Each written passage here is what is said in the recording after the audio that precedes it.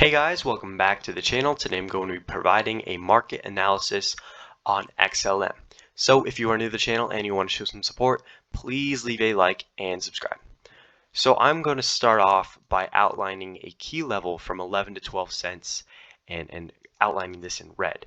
So as you can see in August of 2020, this was the level that provided the first sign of resistance after a several month long rally. And this led price action down and into this consolidation phase. And after this consolidation phase, we broke back above this level, came back down and held it as support. And the result of this is that we went on this crazy rally here. And now we are back at this level, and so far in the short term we have held it as support. We have this sort of double bottom pattern forming, and we are starting to bounce off of these lows. So that is a positive sign for XLM and something to consider. What we would want to see is for this to continue, right? We want to see some more follow through. We want to see a bounce further so that we can really signify this as support and say that it held, because we are not too far off from this level. If Bitcoin is crashing below $30,000 once again, then XLM could easily revisit this area and really stress on this support. And also what we want to see is this general downward resistance to be broken. So you can see how time and time again we have lower highs, which is very constant among the altcoins. So what we want to see is some sort of close above this general downward resistance and taking out some of these lower highs. So this first lower high that's most near in March of 2022 is at 24 cents. So if we can close back above this, form a higher high and hold this as support, that would be a very bullish look for XLM and lead to what I would believe taking out some of these further lower highs, such as the one at 41 cents. We also have this 200-day simple moving average in red, and throughout bear markets, it has provided as significant resistance. So if we go back to 2018 and 2019, we can see how price action rejected off this moving average several times, right?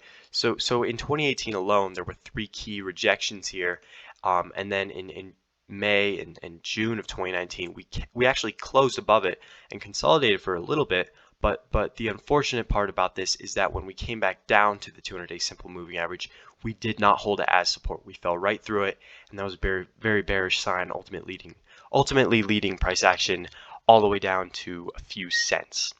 And you can see how we rejected off it one more time in November of 2019. And then when we got back above it, starting the new bull market, we held it as support. So you can see how throughout XLM's history, the price action has interacted with this 200-day moving average quite a bit. And you can see another rejection here most recently in August of 2021, which led price action to take out these lows. So what we want to see for XLM is to reclaim this 200-day simple moving average. We want to see price action get above this and hold it as support, and that is the key, because if we have some sort of incident similar to that of June 2019 where we just get above it but don't hold it as support, that would be a very bearish sign and would not be great for the long term. So what we want to see, of course, is this level to hold, this down resistance broken, taking out these lower highs, and reclaiming this 200-day simple moving average.